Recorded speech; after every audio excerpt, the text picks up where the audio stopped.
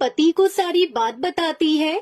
देखो जी, अगर आपको हर महीने लाखों रुपए चाहिए तो आपको मेरा साथ देना ही होगा। अरे आपको पता है ना कि इस पूरे गांव में इस टुनटुनी चिड़िया से अच्छी कागज के खिलौने कोई नहीं बनाता, और अगर वो इस प्रतियोगिता में भाग लेती है तो भला मैं कैसे जीत पाऊंगी।